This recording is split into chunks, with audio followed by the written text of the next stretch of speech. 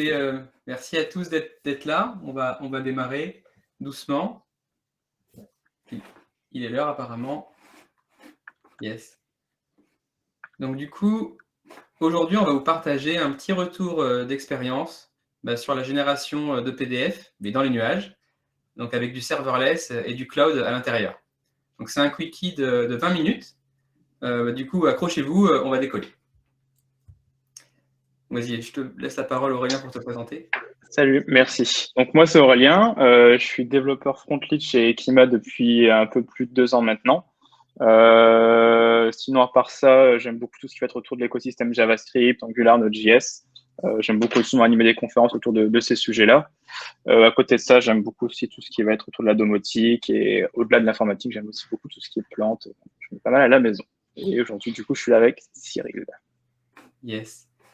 Donc du coup, moi je suis Cyril Lakesh, je suis responsable des développeurs et des développements chez Kima sur la plateforme Kima One. Je suis également développeur plutôt dans le monde Node.js et Java et web en général. Et du coup, on fait un peu de cloud. Je suis également du coup co-créateur du Jtjug, qui est la communauté javaïste dans le Nord. Et donc du coup, comme vous pouvez voir sur la photo, on a une équipe assez nombreuse qui est basée dans nos locaux qui sont à Lille, mais également partout dans le monde. Et vous pouvez nous retrouver du coup sur Twitter, comme vu sur cette slide, mais également sur notre blog tech de l'équipe, que vous retrouvez sur techtalks@kimaone.com. Donc du coup, pour donner un petit peu de contexte, qu'est-ce qu'on fait, pourquoi on a besoin de générer des PDF?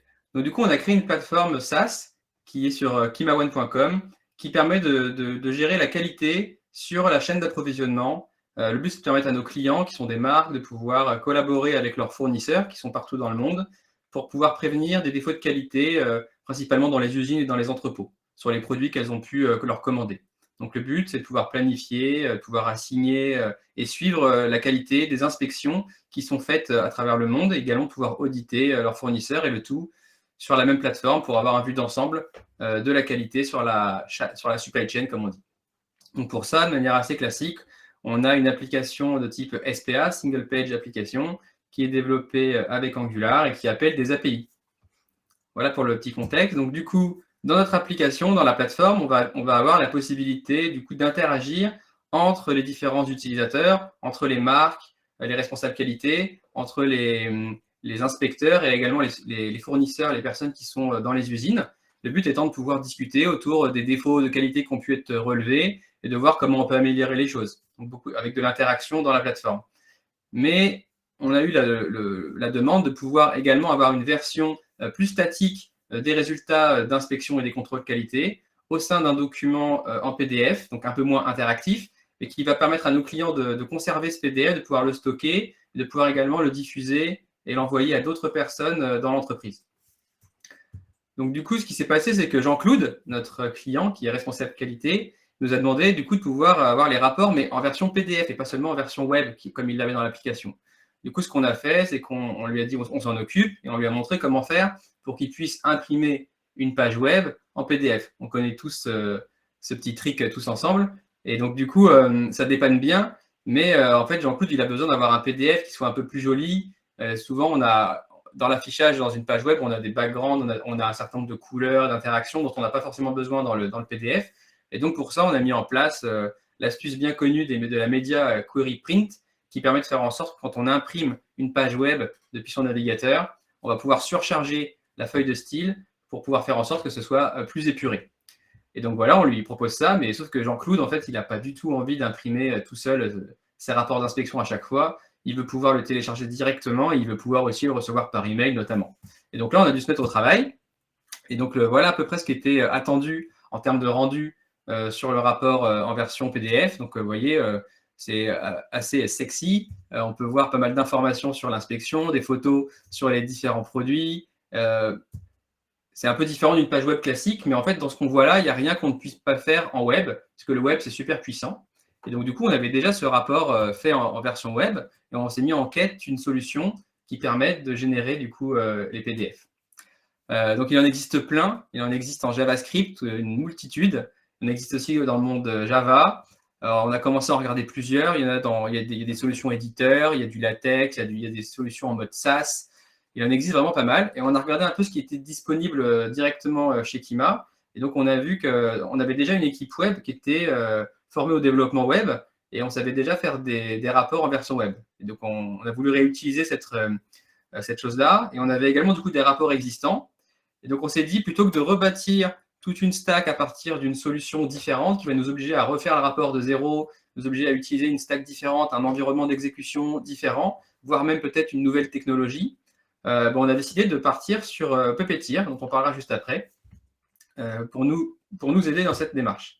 Donc de là est sorti ce tweet il y a quelques mois où on a dit à la sauvegarde d'une inspection, on va publier un événement dans PubSub qui va déclencher une cloud function, qui va afficher une SPA localement, récupérer le JSON pour afficher du contenu dans la page, et ensuite, avec Puppeteer, générer un PDF et le publier dans Cloud Storage pour pouvoir le télécharger plus tard. Donc forcément, ça fait un petit peu mal aux cheveux quand on voit tout ça dans un même tweet. Et le but aujourd'hui, c'est d'aller un peu plus dans le détail. Si vous voulez, vous pouvez retrouver un article de blog sur notre blog tech qui détaille un peu ça, si vous voulez le lire plus tard. Donc du coup, voilà un peu ce que ça donne d'un point de vue architecture. Donc forcément, quand on prend le schéma d'un coup en pleine tête, ça fait un peu mal aux cheveux. Le but, c'est d'ensemble rentrer un peu plus dans le détail et après de faire même une démo. Donc du coup, notre inspecteur, il est dans l'usine, il est en train de faire son inspection et il a terminé son inspection. Et donc, il envoie à notre API le fait que l'inspection est terminée pour qu'on la sauvegarde. Et donc là, ce qu'on va faire, c'est qu'on va créer un JSON, un document qui va contenir toutes les données dont on a besoin pour afficher le rapport. Et du coup, ce JSON, ce qu'on va faire, c'est qu'on va le mettre dans un PubSub, dans une solution asynchrone qui est mise à disposition par Google. Donc, c'est assez classique, hein, comme vous pouvez vous retrouver du côté de RabbitMQ, voire même du Kafka, pour ceux qui ne connaissent pas. Et donc, on va pouvoir avoir un système de producteurs et de consommateurs. On va pouvoir définir un topic. Notre topic, ça va être par exemple inspection complétée.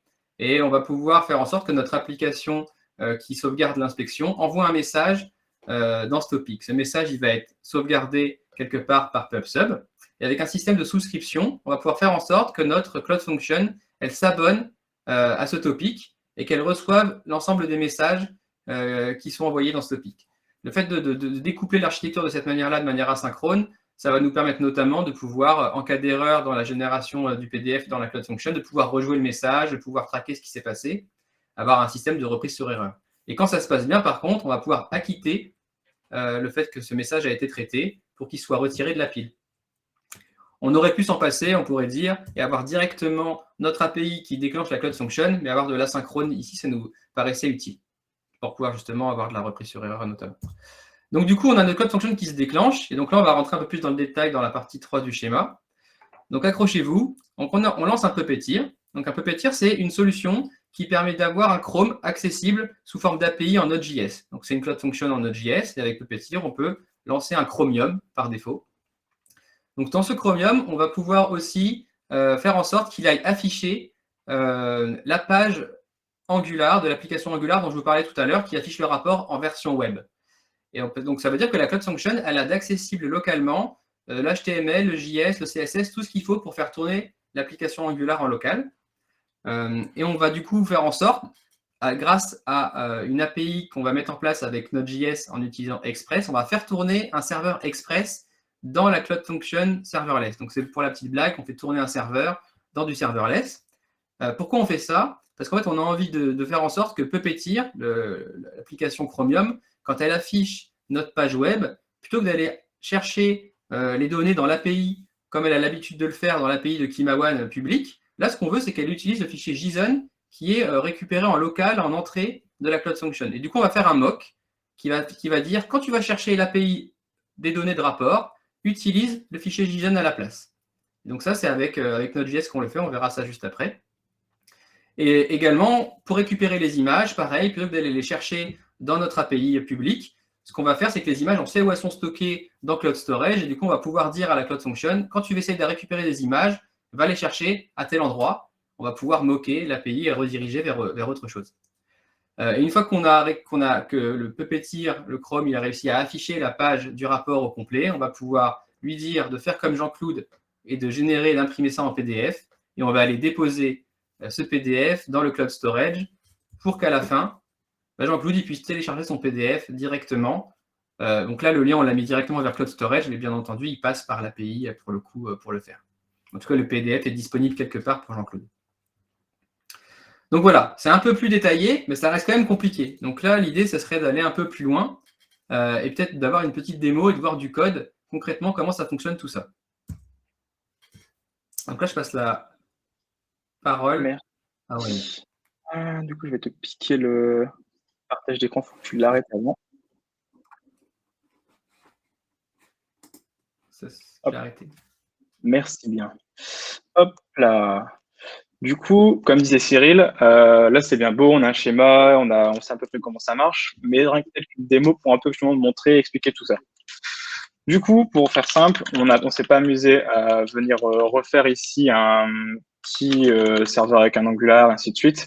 Ce qu'on a juste fait, ça va être une simple page web qui affiche des données via un appel à une API. On a une simple page. Pour ceux qui connaissent, on a utilisé un petit template Bootstrap pour aller très vite. Donc, on a une simple page qui va venir afficher des titres, du contenu, des images. Comme ça, on a vraiment un use case parfait qui représente vraiment ce qu'on a dans la vie réelle à Kima. Et pour montrer un peu le contenu de cette page, c'est clairement une page HTML avec un petit framework maison à base de fetch qui va récupérer la donnée sur une API et qui va aller chercher des endroits dans notre page web pour venir aller dire, ben voilà, à cet endroit-là, tu me mets un titre, à cet endroit-là, tu mets le contenu information. Rien de compliqué. On a un content qui retourne un objet JSON avec un titre, une information, une super SPA fait maison, comme on aime bien. Donc là, on est vraiment sur la partie de ce que Jean-Claude, lui, voit quand on lui avait demandé de faire le stage print, mais là, on va parler de tout ce qui est la partie effectivement autour. Donc, on va commencer par le point 1 qui est la partie PubSub. Donc, ce qui est assez bien, c'est qu'en fait, en tant que développeur, on a accès via Google à un PubSub émulateur. Donc, on va pouvoir simuler d'avoir un PubSub en fait directement en local. Donc, il y a les librairies chez Cloud CLI qui permettent de lancer un PubSub sur notre machine. Donc là, je passe par le CLI, mais on a aussi une version Docker. On peut être capable de lancer un conteneur Docker pour venir justement avoir à dispo dans une CLI, par exemple, un PubSub pour faire vos tests. Donc là, j'ai lancé mon serveur PubSub sur un localhost avec un port spécifique en précisant un projet random, on s'en fout du nom, c'est vraiment pour faire du local en mode fake. Et comme on expliquait Cyril tout à l'heure, on va être capable de faire plusieurs types d'actions sur ce PubSub. Donc la première, ça va être de venir créer un topic. On va pouvoir dire, bah voilà, sur mon PubSub, je viens créer un channel spécifique avec un topic. On voit bien qu'un channel a été créé au niveau du PubSub. Donc là, au niveau du name, je pense que j'avais mis un topic PDF. Et on va dire, bah, comme on avait vu tout à l'heure, qu'on va offrir la possibilité à des applications de venir souscrire à ce topic. Donc, on va devoir créer une souscription. Donc là, on va créer une souscription pour dire, voilà, j'expose le topic que j'ai créé à la souscription et on va pouvoir offrir la possibilité aux personnes de venir publier des messages sur ce topic. Donc là, petit exemple, je vais vérifier que oui, on va pas faire le lancement de la clé enchant maintenant. Je vais juste vous montrer qu'on est capable directement de souscrire. Donc là, je vais dire, bah voilà, j'ai créé juste avant un topic. Viens m'écouter ce topic. Donc là, on voit bien que quelqu'un s'est abonné au topic de PubSub et je vais être capable de publier des messages. Automatiquement, j'envoie un premier message. Hop, je peux envoyer un deuxième message. On voit automatiquement que là, le code qui écoute PubSub les reçoit. Il est capable aussi de venir les acquitter. Donc, on a vraiment la notion de dire, bah, j'acknowledge bien que je reçois bien ton message. Et c'est là qu'on va pouvoir gérer directement, comme disait Cyril tout à l'heure, le fait de dire, bah, en cas d'erreur de malcode function, le message, je le laisse dans la pile. Comme ça, la prochaine fois que la code function sera retrigger, elle pourra réécouter ce message et refaire l'action. Donc là, c'est bien beau. On est capable d'avoir un PubSub qui fonctionne en local, dans lequel on peut envoyer des messages et souscrire. Mais nous, si on regardait le point de notre schéma, c'était la partie qui nous intéresse, c'était la partie de pouvoir trigger une cloud function justement à l'envoi d'un PubSub. Donc, on aura juste à définir une cloud function. Potentiellement, on pourra la déployer après, mais je vous montre qu'on pourra aussi la lancer en local. On définit juste une cloud function, on exporte une fonction et on dit que cette fonction, en fait, elle va être trigger à un event. Donc, on aura accès aux data de l'event, au contexte d'exécution et en fonction de la data qu'on va avoir, on va pouvoir appeler directement le code Node.js de notre application pour générer tout ce que Cyril vous a montré juste avant. Du coup, si on creuse un peu la partie qui nous intéresse, la partie PDF. La partie PDF, comme disait Cyril, c'est simplement du code Node qui va venir générer tout ce qu'on a besoin. Donc pour cela, on va avoir besoin d'un serveur Express. Donc on aura juste à initialiser un serveur Express en Node, mettre en place plusieurs mocks, comme on est vraiment dans un contexte où on est vraiment sur une Cloud Function, on ne veut pas que la Cloud Function ait accès directement à l'API, aux images, comme si comme une appel de page pourrait avoir. Du coup, on va pouvoir, via Express, moquer les appels. Donc, on va pouvoir dire que tous les appels sur le /API/content vont être dirigés en prenant par défaut le data, donc le data qu'on envoie dans le generate qui est récupéré de l'événement post-sub. On va pouvoir aussi directement moquer tous les appels des images pour dire, bah voilà, quand tu fais un appel sur une image avec tel ID, va me chercher dans Google Cloud Storage telle image. Donc là, pour l'exemple aujourd'hui, on a préféré utiliser directement une image statique qui est sur le serveur Node en créant un stream. Mais en fait, on aura juste par la suite, si on veut utiliser le Cloud Storage Google, de remplacer ce code-là par le stream pour aller chercher la photo. Ça fait la même chose.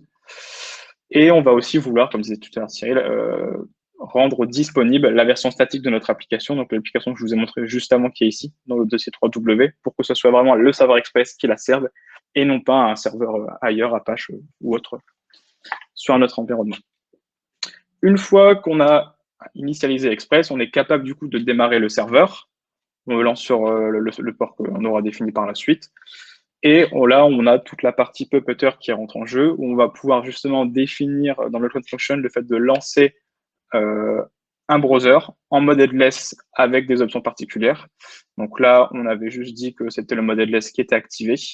Donc, c'est-à-dire qu'en fait, on va juste lancer sans avoir de visuel sur le niveau du browser.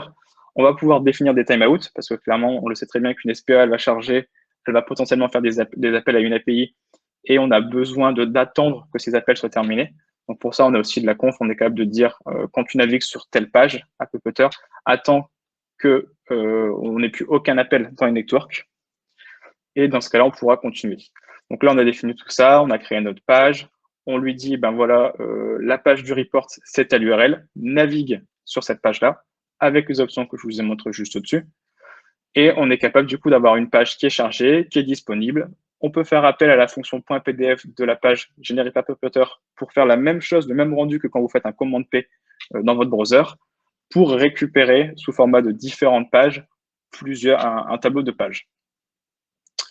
Autre petite clip sympa en Node. Là, on a récupéré un tableau de pages HTML au format PDF. On va essayer de concaténer toute cette page-là pour fabriquer un seul et unique PDF. Donc, je ne rentre pas dans le détail du code du PDF. Vous n'êtes pas là pour ça, mais voilà. Il faut savoir que ça existe et que ça marche plutôt bien. Donc, on est capable de fusionner toutes ces pages-là, de récupérer à la fin un PDF final et de pouvoir le sauvegarder et récupérer le PDF au format data.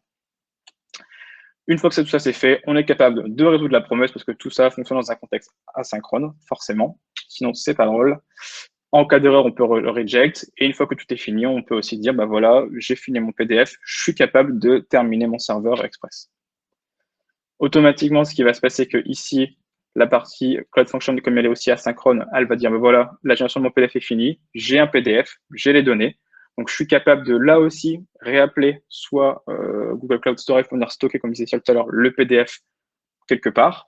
Mais là, pour l'exemple aujourd'hui, on va juste faire une écriture de fichier PDF directement dans mon file system.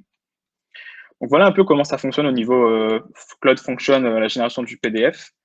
Je vais vous faire un exemple directement pour vous montrer qu'on a un joli PDF à la fin. Comme vous avez pu voir tout à l'heure, la page, c'est une simple page qui est comme ça, qui fait un appel en appelant /content.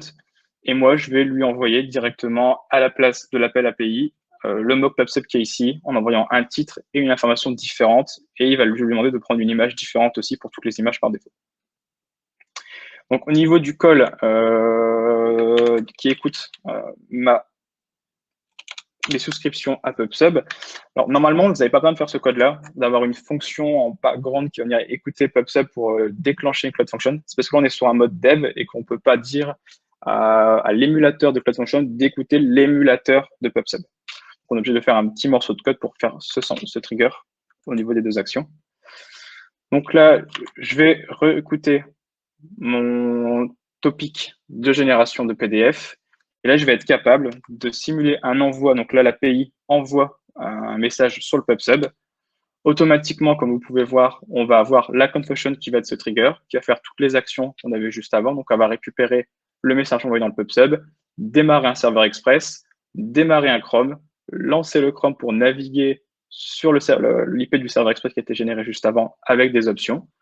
On voit bien qu'on passe dans les différents mocks, qu'on a bien un appel qui est trigger pour récupérer des photos, un appel qui est trigger pour récupérer l'appel de l'API. Donc tout ça est récupéré et simulé et on retourne ce qu'on retrouve à l'intérieur du PubSub. Et derrière, on a un PDF qui est généré et qui affiche hop, le super rapport que je vous affiche juste ici. Donc, on a vraiment un print de la page dans lequel on est venu moquer les appels. Donc, on retrouve bien le Hello Cloud Nord from PubSub que je vous ai montré tout à l'heure, ainsi que toutes les images qui sont remplacées par le sample qui est dispo sur la Cloud Function. Et je pense que je suis bon pour la démo de bout en bout. Super. Laurent. Oui, je vais repartager mon écran. Il nous reste un petit peu de temps. Alors du coup, le but, c'est aussi de vous partager un retour d'expérience. Et donc, est-ce que je peux repartager mon écran? On a une petite suite pour répondre à certaines questions. Parce que c'était pas non plus... tout n'était pas magique là-dedans. Donc, par exemple, on a eu quelques problèmes et donc on voulait les partager. C'est ça aussi un retour d'expérience. Donc, on a vu qu'on est obligé on a inclus l'application Angular dans la Cloud Function. Donc, forcément, ça a un coût parce qu'une application Angular qui fait plein de choses, alors qu'on a besoin que d'une seule page, bah, c'est dommage. Et donc, du coup, ça prend du temps, notamment quand on déploie la Cloud Function. Comme on met l'application Angular localement dans la Cloud Function, ça ralentit le temps de déploiement. Donc, ça, c'est quelque chose qui n'était pas forcément top dans notre manière de faire. Pour bien faire, il faudrait du coup sortir l'application, une application dédiée à ça, qui serait beaucoup plus petite.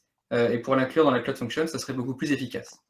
Ensuite, d'un point de vue sécurité, vous vous doutez bien, notre application, elle n'est pas accessible comme ça. Il faut être authentifié pour pouvoir y accéder. Et donc, la Cloud Function, pour pouvoir faire ça, on fait une injection de cookies, ce qui est une fonctionnalité qui est proposée par Puppeteer. Et donc, on peut venir injecter un cookie qui fait en sorte que notre application, elle fonctionne bien quand elle est sur la Cloud Function, alors que ce n'est pas possible d'y accéder directement et d'afficher des écrans quand on essaie de l'utiliser en version publique. Ce n'est pas exactement la même application Angular du coup qui est utilisée. Il y a des petites nuances. On a vu que pour moquer les données, pour pouvoir faire en sorte que notre Cloud Function elle soit indépendante de notre API et pas avoir un couplage fort entre les deux, on a moqué le JSON, on a moqué les images, et donc ça, ce n'était pas forcément naturel à faire. Ensuite, on a vu aussi qu'on a rencontré des problèmes quand on avait des clients en prod qui avaient des rapports très importants avec beaucoup d'images. Et donc, en termes de taille, ça prenait énormément plus de place que la moyenne. Et donc, du coup, ça mettait beaucoup de temps à afficher la page dans le navigateur. Et donc, ce qu'on a dû faire, c'est d'augmenter le timeout qui, par défaut, est à 30 secondes. Et on l'a passé à 2 minutes, par exemple. Et pareil pour la RAM. Au début, il y a très peu de RAM d'alloué dans la Cloud Function. Et on a dû mettre, je crois, 2 gigas. Parce que des fois, on a des rapports qui montent jusqu'à 1 giga, 1 giga 5, je crois, d'utilisation de RAM. Mais bon, du coup, avec les Cloud Functions, c'est des boutons qui existent et par configuration, on peut très simplement changer tout ça. On vous a passé toute la partie Terraform, infrastructure as code et GitOps, parce que c'est des choses qu'on retrouve assez facilement dans d'autres conférences ou dans la documentation en ligne. Ensuite, un problème qu'on a eu, c'est pour pouvoir résoudre des problèmes quand on avait des bugs d'affichage dans le PDF, notamment, on a dû utiliser des choses comme le break after ou le break before, entre autres, pour pouvoir expliquer au navigateur à quel endroit il doit passer une page. Quand on affiche une page web, il n'y a pas de notion de page et de pagination qui existe, tout s'affiche au même endroit. Quand on imprime un PDF, vous savez, il y a des pages, et donc on a dû, en CSS, expliquer au navigateur à quel endroit il avait le droit de couper les éléments pour éviter qu'un tableau soit coupé en plein milieu, qu'une image soit coupée en plein milieu. Et donc ça, c'était sympa à débug. Mais bon, on pouvait le faire tourner en local pour le débugger, donc ça va encore. Et aussi, la diffusion de la connaissance n'est pas simple, parce qu'en fait, ça représente moins de 1% du code de Kimawan. Et donc, du coup, forcément, on n'a pas le même niveau d'expertise et la même maîtrise sur l'ensemble de l'équipe. Et donc, du coup, ça demande à faire en sorte de transférer la connaissance dans l'équipe. Et donc, ça, c'est pas quelque chose qui a été des plus simples, du fait que là, on est sur du serverless, alors que le reste de l'application est sur du développement, qui sont sur des applications qui tournent dans Kubernetes et dans Docker.